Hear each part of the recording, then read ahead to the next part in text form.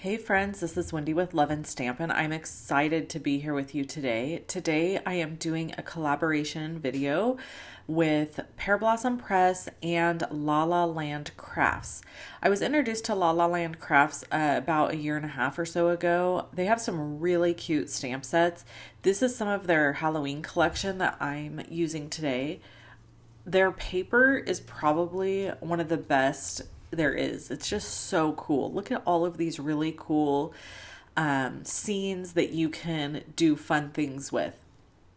I spent quite a bit of time trying to figure out how to put a card together that was going to use lights and this paper because this paper is so beautiful.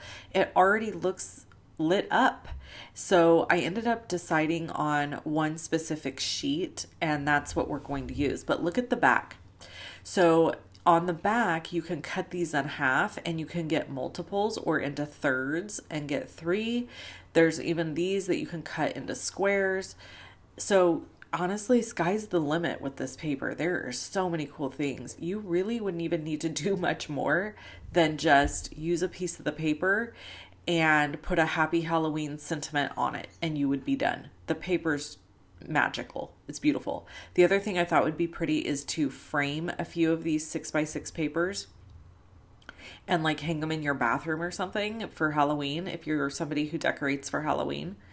So I loved this spooky house, and what it made me think of is like as a kid going trick-or-treating and being like nervous about going up to a certain house. Pretty much every kid I think alive has that one house from their childhood that was like the scary house.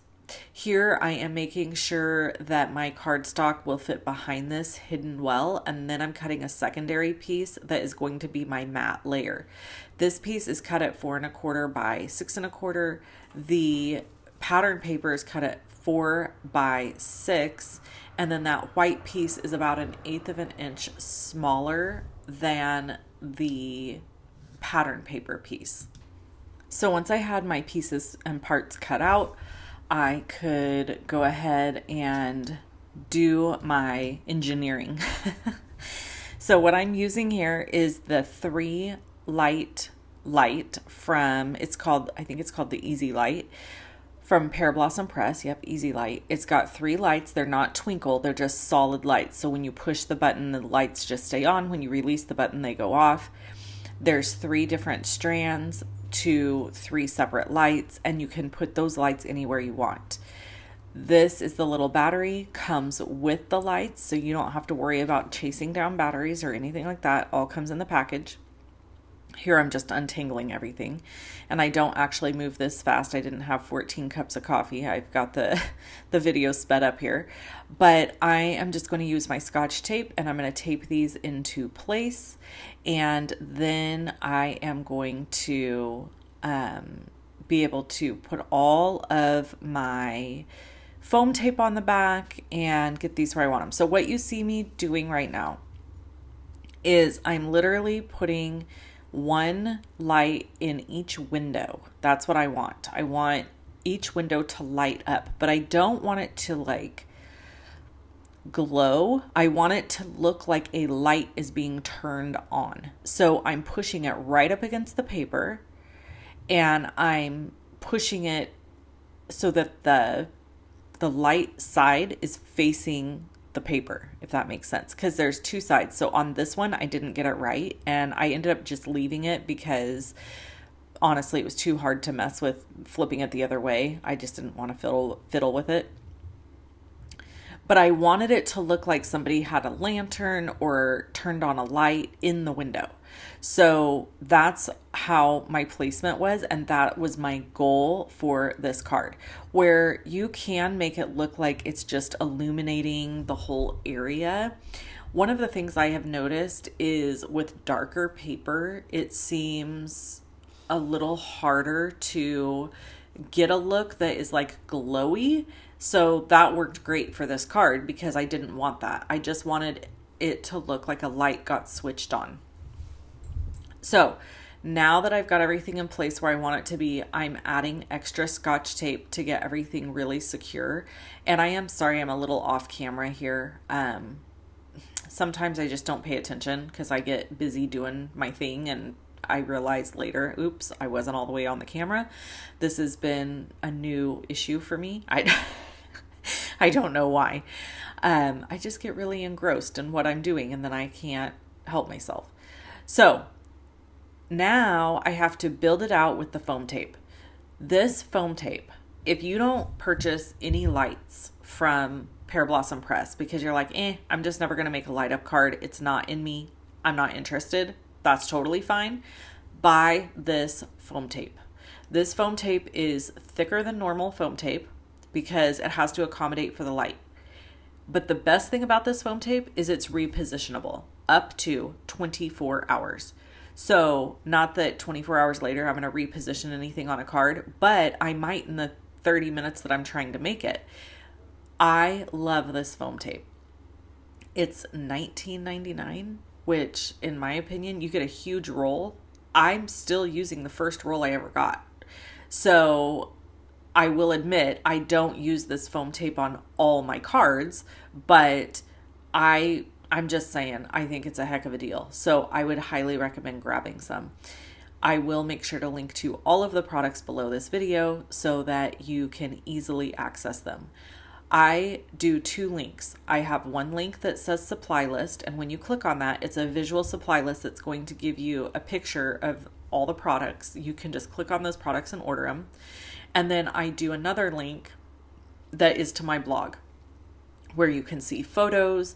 I do a little write-up. My video is there along with my supply list. Okay, so now we're going to color. I've sped this up to 8 times its normal speed because, friends, this took me a while. I just, I'm not a very fast colorist. So for the cat's hat, I used 100, C9, C7, C5, and C3.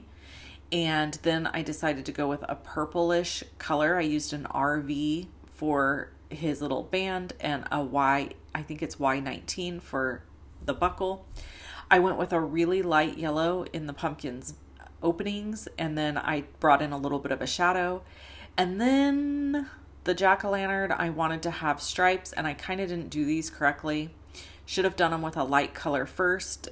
I should have bent them more. I should have curved them more. The more you know. So you can't learn unless you try. So I did my best. And I learned, and it actually ends up looking okay. It doesn't look horrible in the end, but next time I could do better. So that's all this is about, right?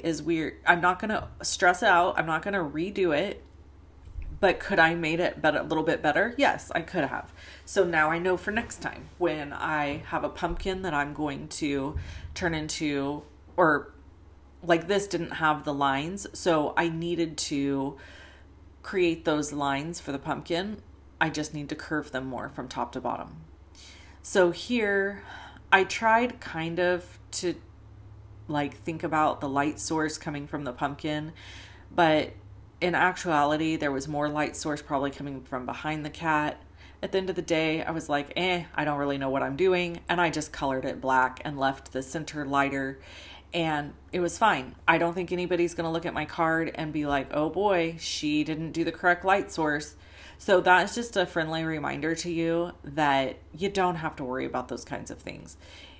Maybe if you're super advanced Copic artist, then okay, worry about it. But when you're learning, just color the dang thing.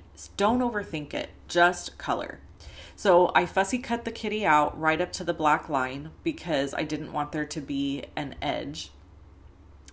And as I was saying earlier, I picked this spooky house because I remember as a kid, there was a spooky house to trick or treat at. And whenever there was a house that was scary to trick or treat at, I feel like this is how I felt that this kitty looks. So this kitty looks like how I felt trick-or-treating as a child when I had to go to a scary house.